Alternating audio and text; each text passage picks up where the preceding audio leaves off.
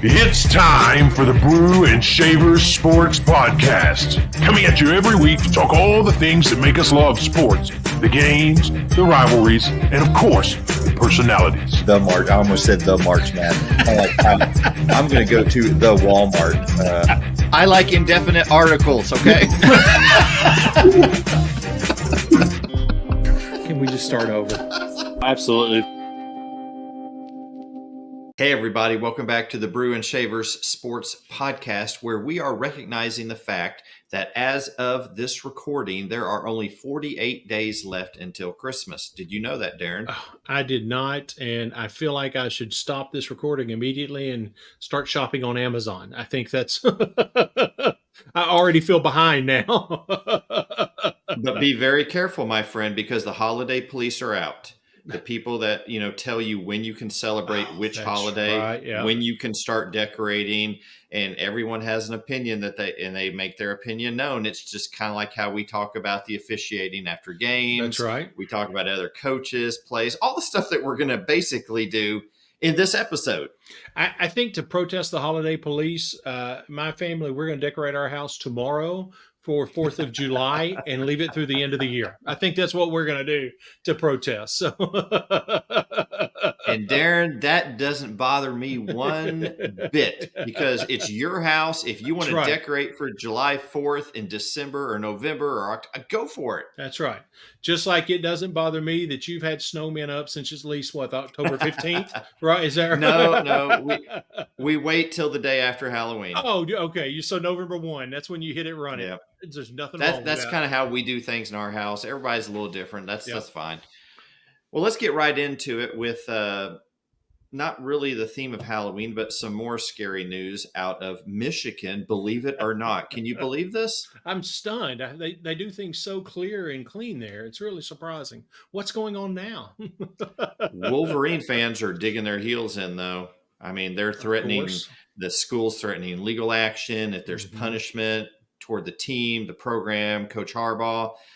Today, the Big Ten served them a notice, a possibility that disciplinary action is coming.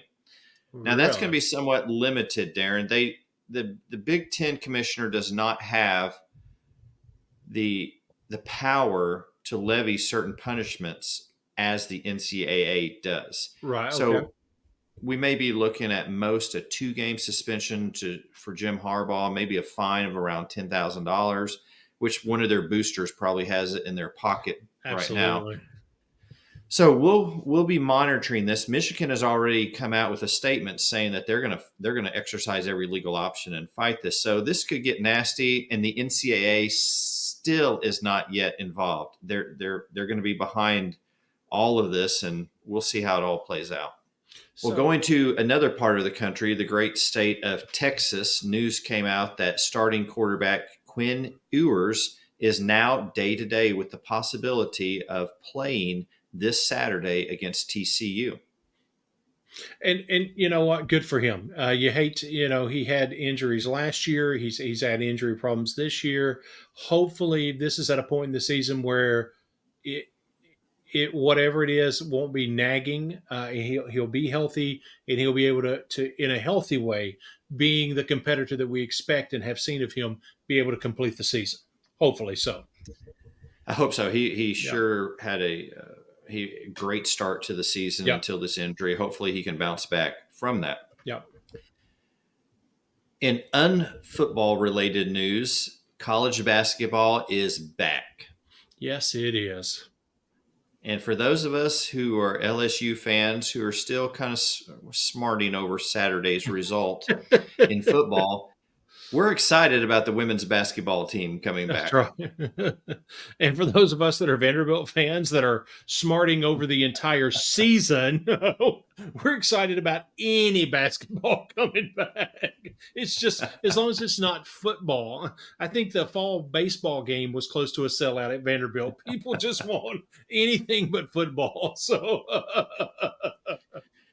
speaking of Vanderbilt fans, Darren, I've found one that is an even bigger Vanderbilt fan than you are, and that is comedian Nate Bargatze, who hosted College Game Day this past Saturday. I've got to ask you, Darren, what did you think?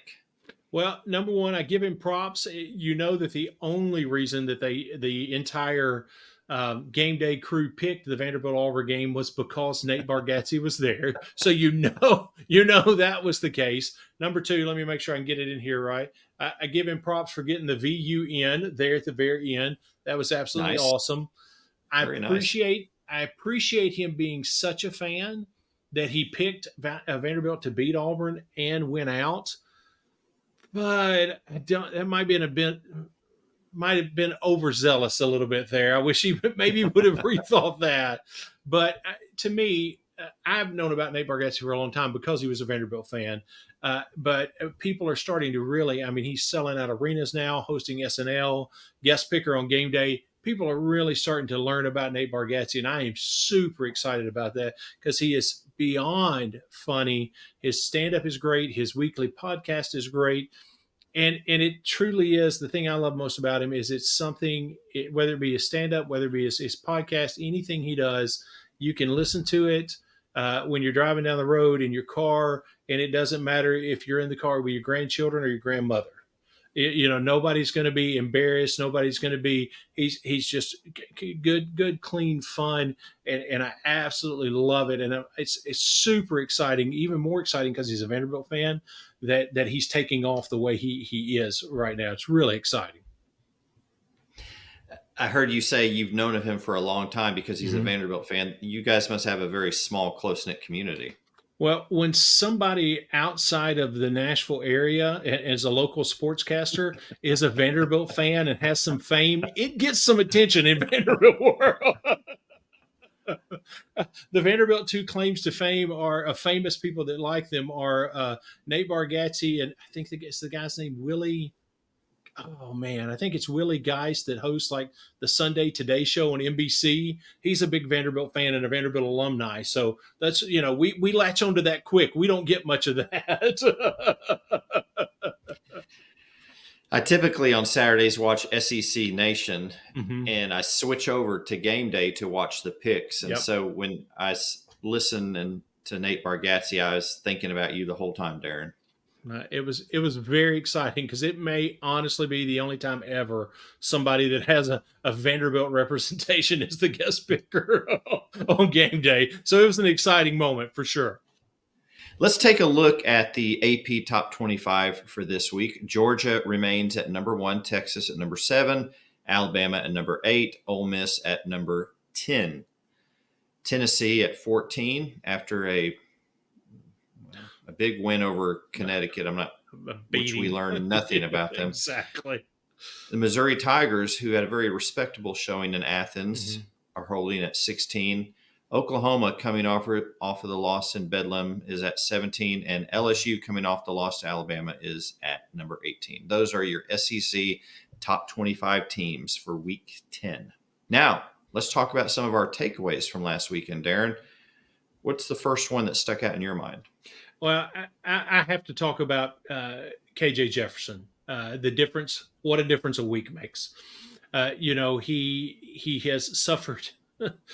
I mean, bless his soul, he has suffered in the Dan Enos system this entire season. And yes, I know they had 2 weeks, and I understand that they had 2 weeks to prepare.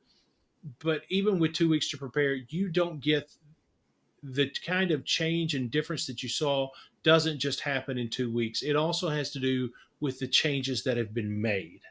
And to hear Kenny, I believe it's Guyton is the way you pronounce his last name. If not, I apologize, but I believe it's Kenny Guyton. To hear his description of what he wanted to do, and Sam Pittman talk about it as well, is simplify the playbook.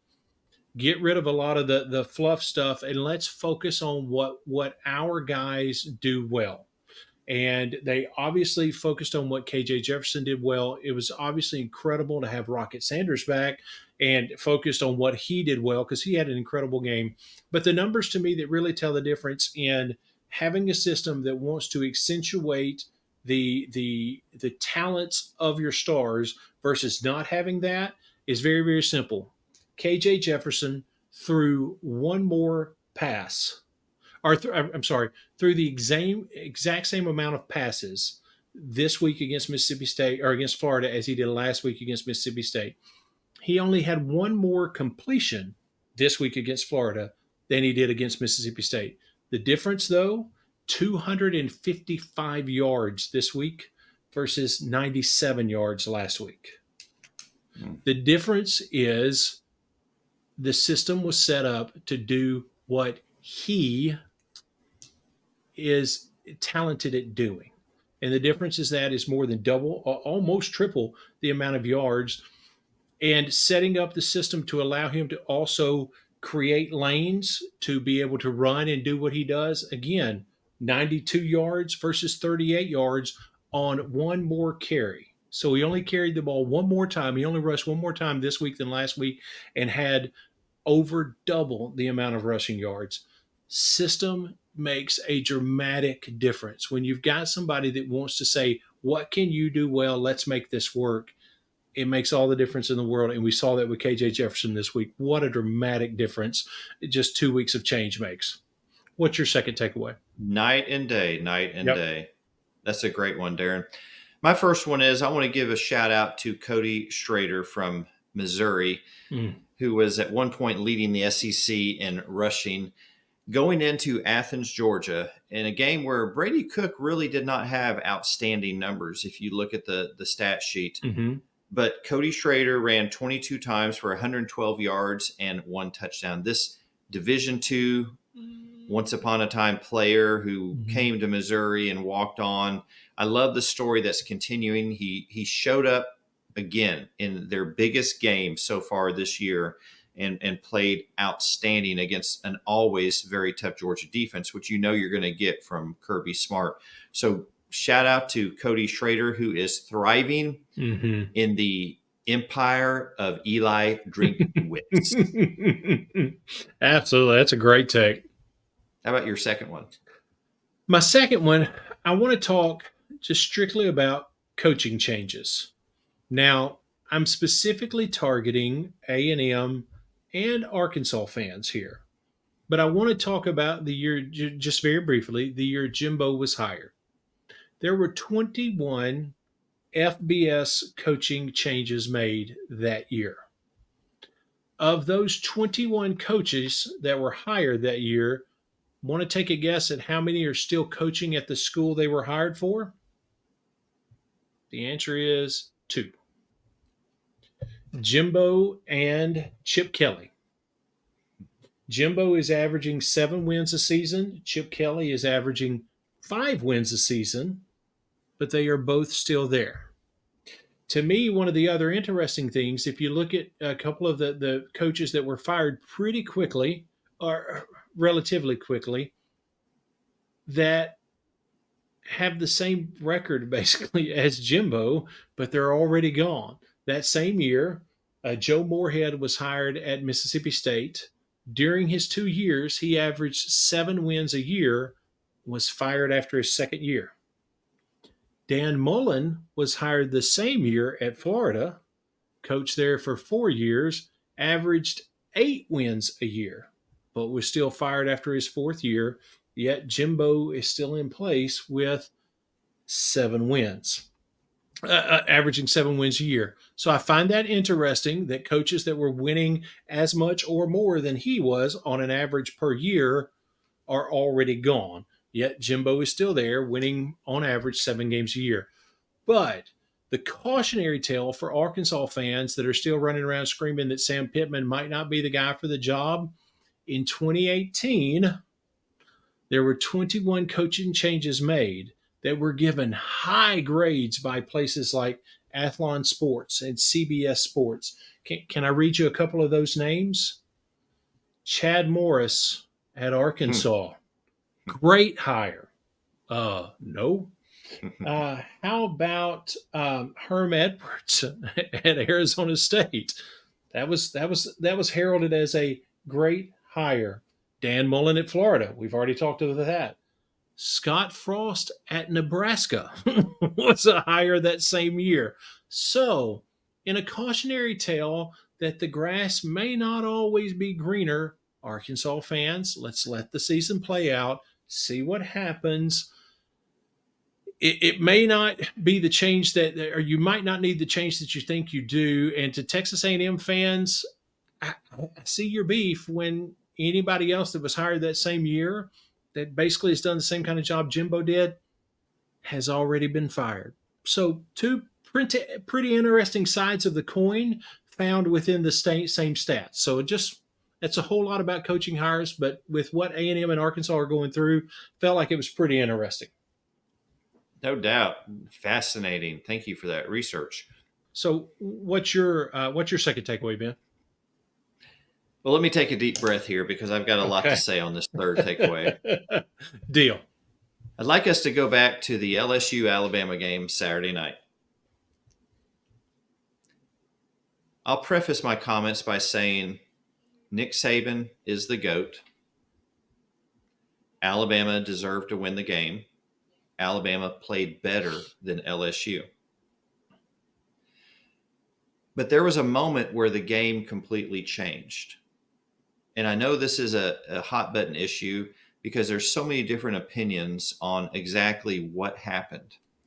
It was in the fourth quarter with about 11 minutes to play, where defensive lineman from Alabama, Dallas Turner, came and hit Jayden Daniels. It was a high hit. If you see his helmet goes up, you see Jayden Daniels' neck snap back. Mm-hmm. Jayden Daniels, then he proceeded to drive Jayden Daniels into the turf. Mm-hmm. Jayden Daniels had to come out of the game, concussion protocol, return for one play. I'm not sure what that was about. I'm not sure why he was even out there. That shouldn't have happened.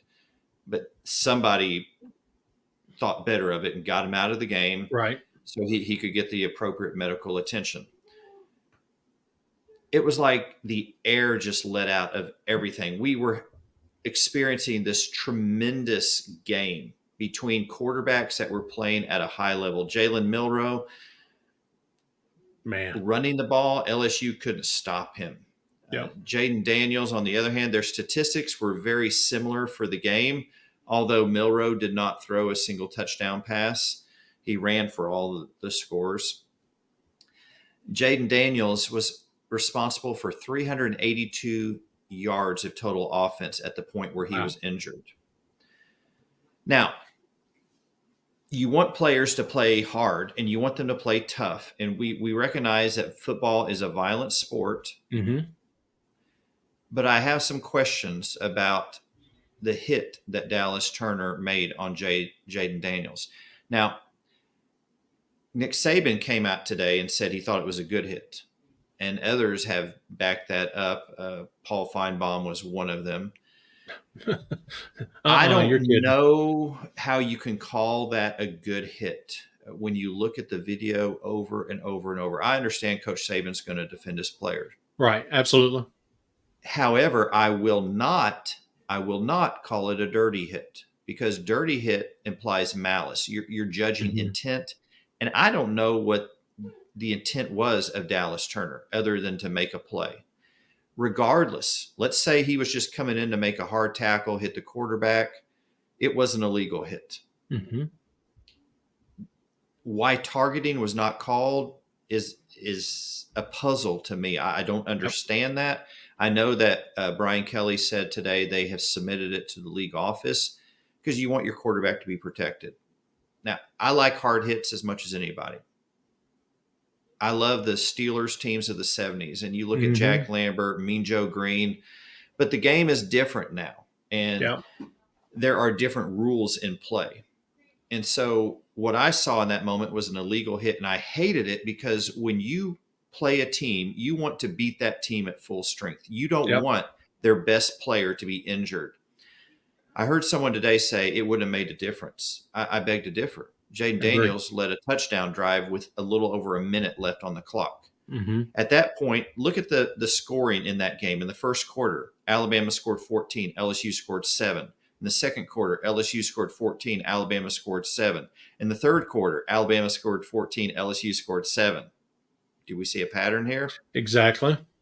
And with 11 minutes left to go in the game, Jayden Daniels is knocked out. LSU doesn't score in the fourth quarter. Alabama scores 7. So I'm very concerned about what happened. And it also concerns me because when you look at Dallas Turner, there is a history here. We can go back to the Texas game. Go back and judge for yourself. Watch the video of when he hit Quinn Ewers that knocked Ewers out of the game. A very, very close game. Go back also to the Ole Miss game last year where he ripped the face mask, the helmet off of Jackson Dart. And then in another play after hitting Dart, as he gets up, he forcefully uses both hands and pushes the back of Jackson Dart's helmet so his face mask goes into the turf. There are concerns I have about some of the things that are going on. I don't know Dallas Turner. I don't know his intent. I fully expect Alabama fans to defend him. I expect Saban to defend him. But I think we expect more in the day of instant replay, targeting, the emphasis on player safety, that certain measures will be taken. So illegal hits and conduct that is not conducive to good sportsmanship in the game, that those things don't happen. So I was very disappointed about that. Again, Alabama deserved to win. They played better. Kudos to them. But this kind of these hits, I don't see a place for them, Darren. And the thing about it is, let's assume that it wasn't a dirty hit, that there was no intent to hurt. Let's just make that assumption just strictly on this hit. You have to approach it the same way you do when they call it the Brady rule in the NFL. When Tom Brady gets hurt because he gets hit at the knees, and that becomes an illegal hit. Not necessarily a dirty play when you hit a quarterback at the knees, but an illegal hit. And everyone on the defense had to learn, I can't hit a quarterback like that. Well, it's been pretty established for a long, long time that helmet-to-helmet contact or helmet to neck and head area contact is no longer allowed. And grabbing a quarterback and driving them into the ground with your full weight is not allowed. Both of those things are illegal, and therefore, regardless of intent, regardless of the game, regardless of the game situation, it's a clear this is what should happen, and none of it did. It really is kind of mind-blowing that everybody just moved on. Like, oh, well, boy, I hate that he got hurt, and just move on. It didn't make any sense to me, just even sitting there watching it. I didn't understand. Regardless of intent, it was, as you said, an illegal hit, and absolutely nothing happened. Yeah. And people move on because it doesn't fit the narrative that they want. Yeah, exactly. That's a great point.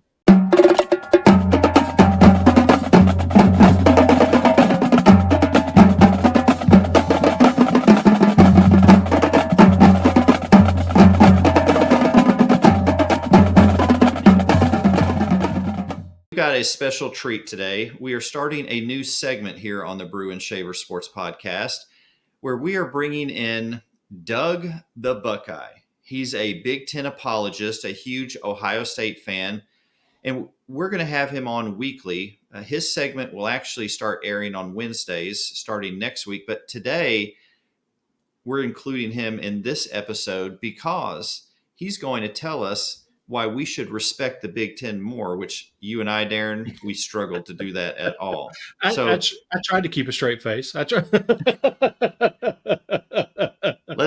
Let's take a listen to Doug the Buckeye. Hey there, this is Doug coming to you from Oklahoma City, Oklahoma. You can call me Doug the Buckeye. I'm thankful to Ben and Darren for inviting me to be on the program, talk about the Big Ten. A word from the Big Ten apologist, that would be me today. So excited to talk to you guys today about the Big Ten. Ben and I go way back, probably 30-something years, to colleges that we went to. So I'm excited to link back up with you guys. The Big Ten. Way back when I was growing up, the Big Ten was known for its low-scoring games, lots of defense, and not a lot of offense. What's happened here lately is the Big Ten has gotten better a lot as terms of getting more offense. So what you're seeing nowadays is a lot more of the SEC style football than what we've seen from the Big Ten in the past. It's not your grandfather's and your dad's Big Ten anymore. We're seeing high power offenses.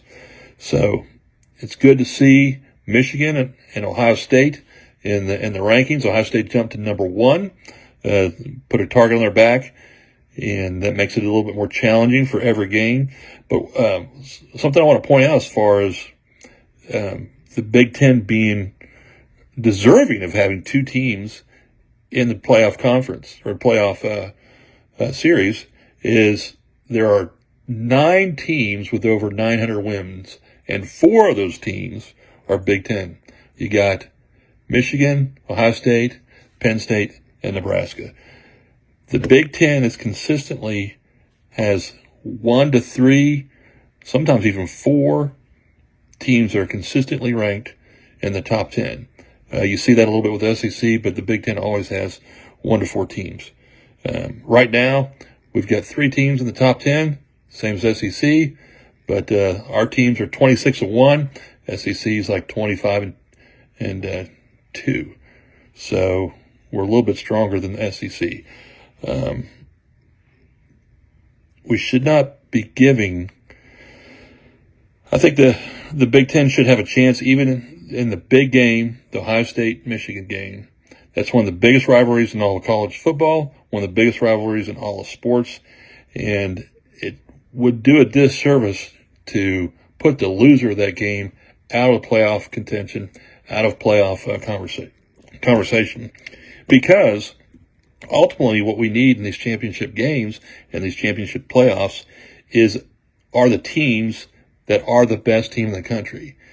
You look at some of these other conferences that aren't as strong, you pull a team in that's probably not in the same caliber. Yeah, they may have fewer losses. Yeah, they may go undefeated, but can they compete with these teams that are perennial powerhouses, like the Alabamas, like the Georgias, like Michigan, like Ohio State? And for the record, as of today, or as of a couple of days ago, Ohio State has the highest winning percentage of all teams at 73.4, trailing Michigan by 73.3 winning percentage. So, all that to say, I'm a Buckeye. I've been a Buckeye my whole life. Went to school there, so I'm a little bit biased. But the Big Ten always has good teams that perform and should compete at this level. Hopefully, we'll get to see 2 of them go after it again, even after November 18th, after the game. Hope you guys are doing great. Thanks for having me on, and I'll talk to you soon. Thanks, Doug the Buckeye. Yes. Appreciate you coming on, and I look forward to these segments every week. Absolutely. As we listen to Doug, the Big Ten apologist, we've got some things to say about what you said, Doug, and we're going to give you a chance next week to respond, but a little bit biased. That may be a little.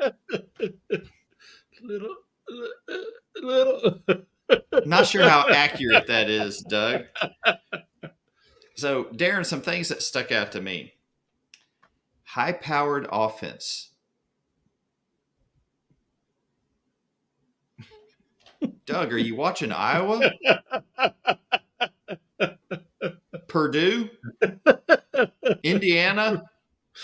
Minnesota? Wisconsin?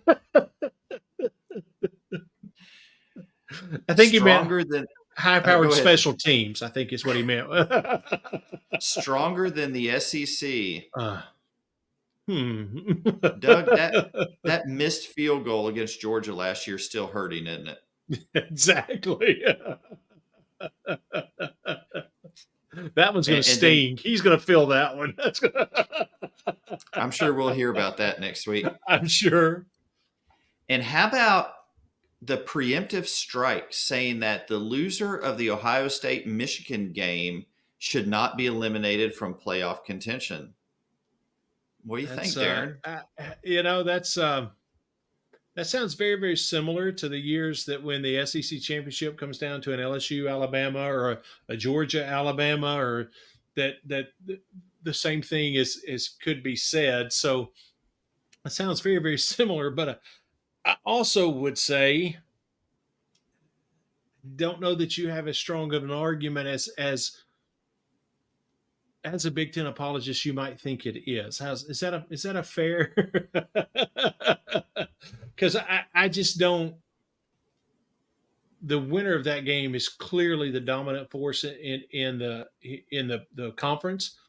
But I don't know that you can make the argument. I don't see how you can make the argument that the loser of that game has still somehow in this upper echelon, especially if you've got other undefeated teams or one-loss teams that are from other strong conferences.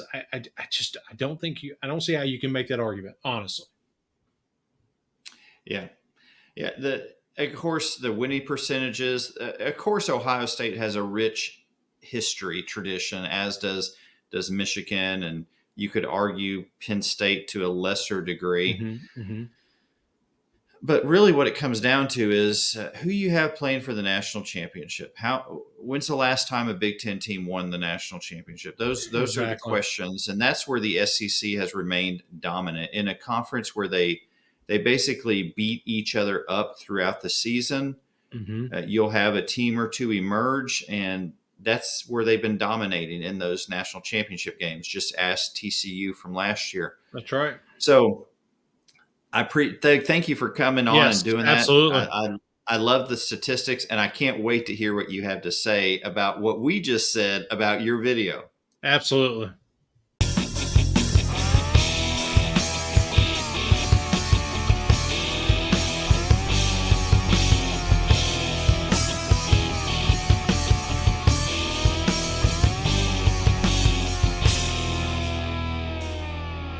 Let's get into our picks for this week. The number 8th ranked Alabama Crimson Tide, coming off of the big win over the LSU Tigers, travels to Lexington, Kentucky for an early game. Some people believe this is a trap game, Darren. Is Alabama in trouble? Does Kentucky have a legitimate chance here? What's your take? I think it has all the makings of a trap game with one glaring exception. I think even with the trap game set up, I don't think Kentucky has the talent or the ability to. I don't think their defense can stop Jalen Milroe, and I don't. Yeah, I said that right. And I don't think their offense can do anything against this Alabama defense because they don't have anybody like a Jayden Daniels. I think that their running game could potentially have a decent day. Ray Davis. But I still think even with him having a good day against Alabama, he's probably going to get 70 to 80 yards the most, and it's just not going to be enough. I think Alabama definitely wins this. What about you, Ben? I would guess this game will be tight in the first quarter, maybe in the first half, but I think Alabama will wear down Kentucky. Crimson Tide will win. The Vanderbilt Commodores are traveling to South Carolina to face the South Carolina Gamecocks. Head coach Shane Beamer said this week he's got to do a much better job coaching.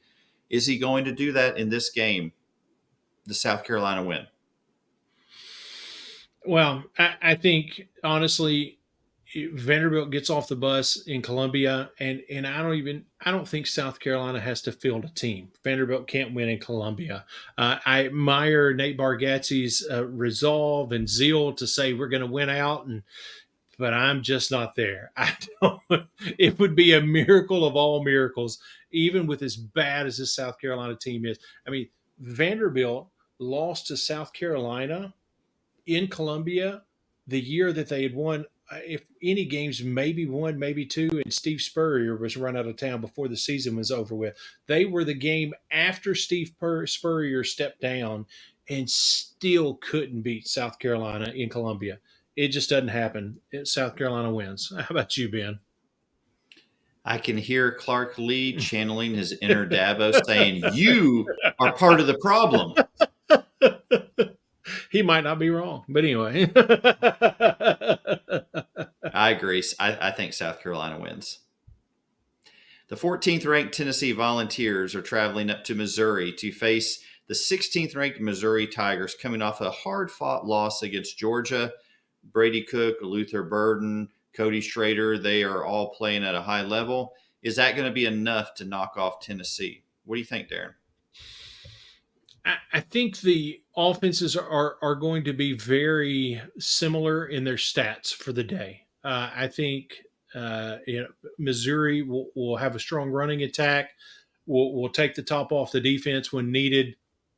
Have a nice day, running and in the air. And I think Tennessee will probably do the same thing. So the question becomes, which defense can hamper the other offense enough to get a stop when needed and make the difference in the game?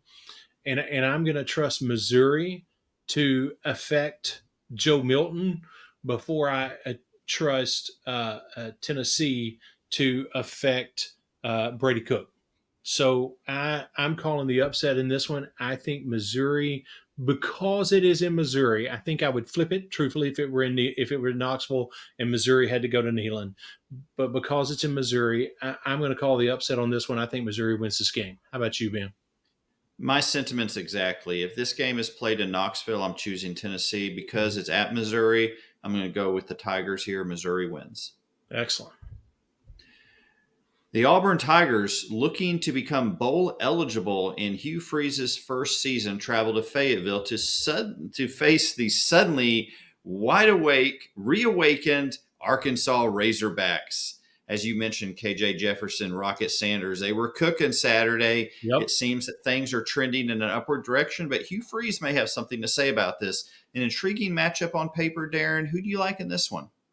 I tell you, you watched the game between Auburn and Vanderbilt on Saturday, and Auburn wanted Vanderbilt to win worse than Vanderbilt wanted Vanderbilt to win. They tried several times to leave the door open, to make just unreal mistakes like the pick six where the Auburn quarterback he threw it straight to the Vanderbilt guy. I mean, it was an absolute perfect shot just to the wrong guy.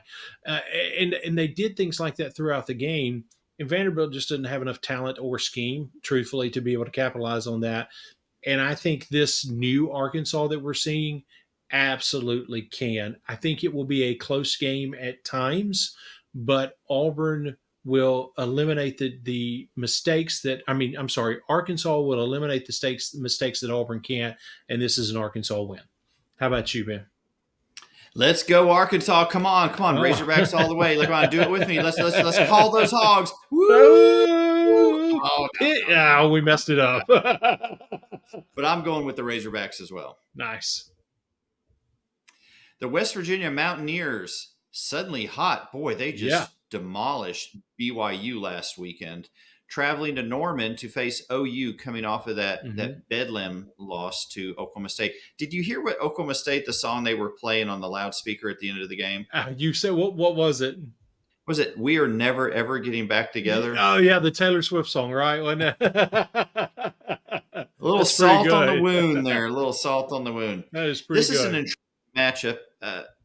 There was a part of me, Darren, that thought about picking West Virginia because of history. But OU coming off a loss to Kansas, a loss to Oklahoma State, I have a hard time believing that they're going to drop. This would be the third in a row. Yeah, exactly. I have a hard time believing that. So I'm going to go with the Sooners here. The exact same thought process. I agree 100%. They will not drop 3 in a row. This is an Oklahoma win. The 7th-ranked Texas Longhorns, possibly with starting quarterback Quinn Ewers back under center. We're waiting to see that. Travel just down the road to Fort Worth to face the TCU Horned Frogs. Yeah. Well, now remember, TCU, as of last year, is the new dominant force in the Big 12, right? Oh, wait, never mind. Sorry. Yeah, I think Texas. I was to say, I think we agree on this one. Exactly.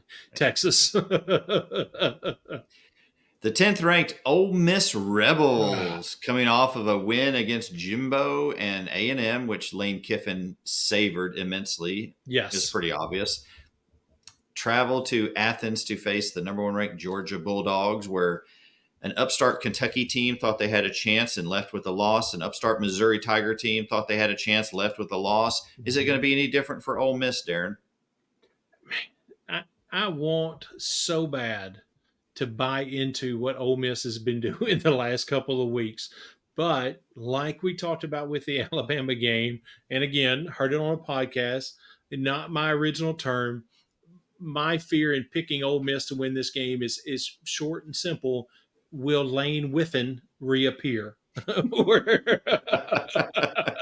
and I can't overcome that. Everything in me says when you look at the way Ole Miss is playing, especially with the return of Quinshon Judkins, there is something there.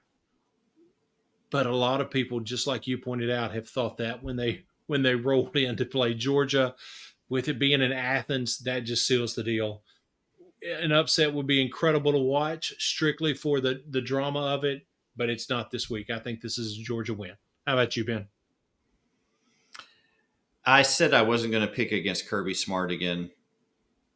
But as we look at the list of games for this week, you got to pick an upset pick somewhere.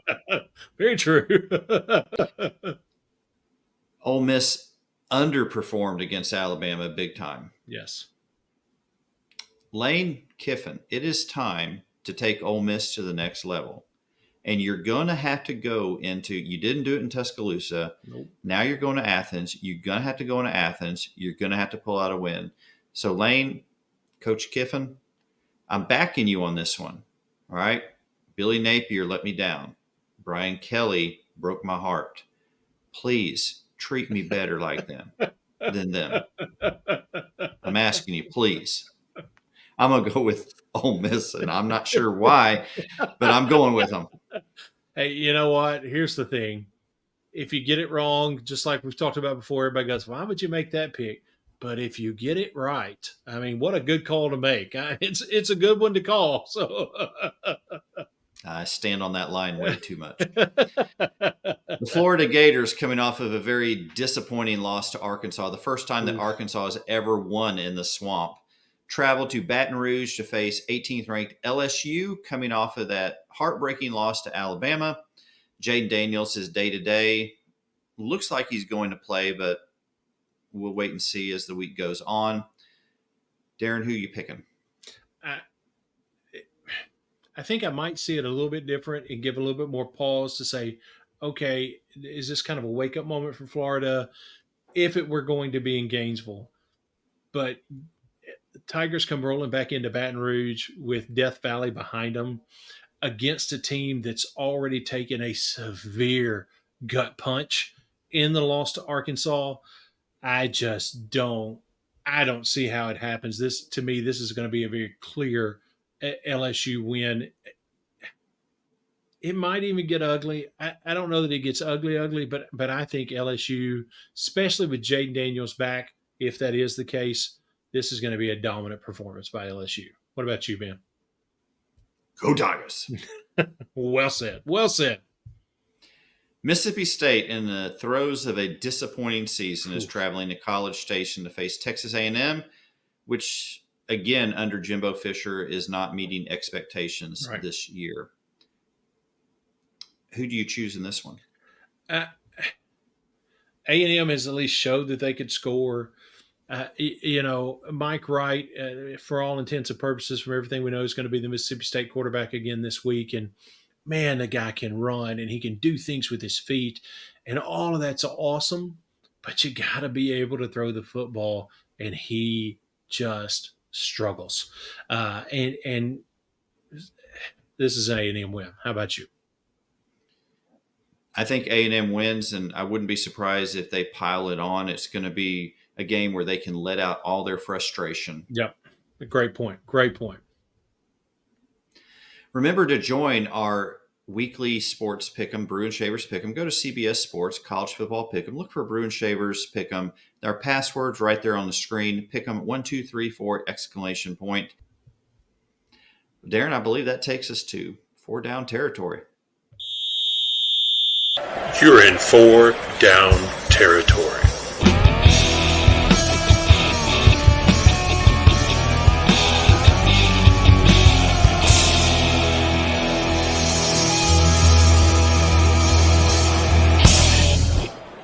Darren, let's start with our sure thing picks of the week. What's yours? I am going to go with LSU. Like I said, I think this has the potential to get ugly. So that to me, this seems to be a very sure thing. How about you, Ben? I'm going to go with Arkansas. I like how things seem to be turning, and this is going to be evidence that maybe Coach Sam Pittman has righted the ship. And so I'm going to go with the Razorbacks. I hope that's right. I sure want to see him stay around for a few more years. How about your upset pick? Well, like I said, if you're gonna call Missouri over Tennessee, like I've been saying the last few weeks, I guess stick with it. That's the one I'm going to stick with. How about you, Ben? I'm going to go with Ole Miss. All right. Going to be a great pick. Maybe. How about your brown bag? I don't mean to pick on our armed forces. I have been so impressed with what Air Force has been doing this season, being undefeated at the same time. I don't care who your opponent is. If they come into a game where they're playing you as an undefeated team and they just got beat by 45 points, you cannot lose that game.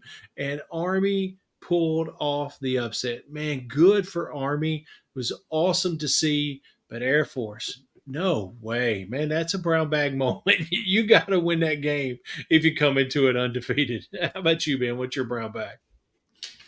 We've been here before, Darren.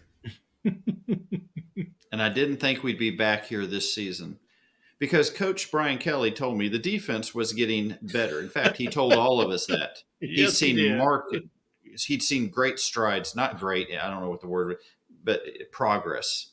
Yep. Well, let's talk about that defense.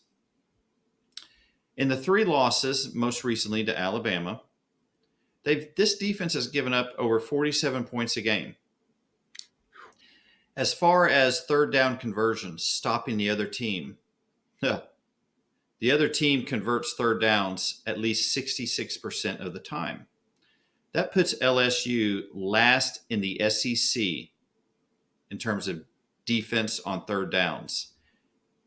Vanderbilt is better than LSU in that situation. That puts LSU 125th out of 133 programs nationally. LSU in those 3 losses has only forced a single turnover, only registered 2 quarterback sacks, and gives up on average 569 yards a game. I'm not sure what's happening with a team loaded with talent, but obviously the defensive philosophy, the scheme, is not clicking. Right. And how many times did we have to watch Jalen Milroe run with the ball? And we kept saying, why doesn't LSU put a spy on him? Well, Coach Kelly addressed that in a press conference today. He felt like their front guys would be able to keep Milroe in the pocket. Well, didn't happen. Exactly. And you would think after he does it twice, you might put a spy on him. I don't know what's going on. I don't know who's making the decisions and why they're making the decisions they are. But I know that LSU has talent on the defensive side of the ball. For some reason, things are not clicking. So they, again, are my brown bag pick of the week. And it hurts me. But great stats. I mean, you can't argue it. That's for sure. Well, let's move on to the always entertaining post-game quote of the week. What do you have for us, Darren? Well, during the Georgia game, Georgia defensive lineman, last name is Stackhouse, Zaire Stackhouse. I went blank there for just a moment. Just had the quarterback throw the ball directly into his hands. And so we've got kind of a double post-game quote. We've got his reaction to what happened during the play, and then also Kirby Smart's reaction to the watching the play develop. So unreal, I was just making sure he didn't pump fake me because I wanted to bat the ball and he threw it right in my hands, and it's a dream come true for a defensive lineman. And obviously I didn't score the touchdown. And my legs get really heavy.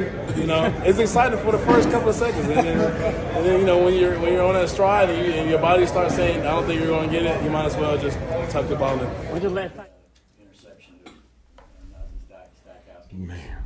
What you saw on that play and how important it was. huge, biggest play in the game. It was slow motion. We told him after the game we had to get the piano off his back because he said he took out and he just knew he was going to score, and he didn't realize how far he had to run, and he was out of breath about halfway. What a great moment, though. What a great moment. Absolutely. To me, the most fun part of that is when the defensive lineman Stackhouse says, you get excited and then you start running and your legs get heavy. You know you're not going to make it. You know, that's not a level of extended. You know, everything defensive is 4 seconds, especially if you're an old lineman. You know, you're giving it everything you got for 4 seconds. So he probably ran with everything he had for about 4 seconds, and it was like, okay, now what? I don't know that I have an additional 4 seconds. He'll remember that the rest of his life, though. Oh, absolutely. Fantastic for him, for sure. Thank you for watching this episode. Remember to go online and make your picks for this week. Subscribe to us, like, comment, follow us on YouTube. And also, if you prefer to listen, we're on all your favorite podcast platforms. New episodes come out every Tuesday. They drop at 6 a.m. and they're available for you to listen or watch at your convenience. We appreciate you so much for coming along with us on this ride. And until next week, y'all take care. Have a great week.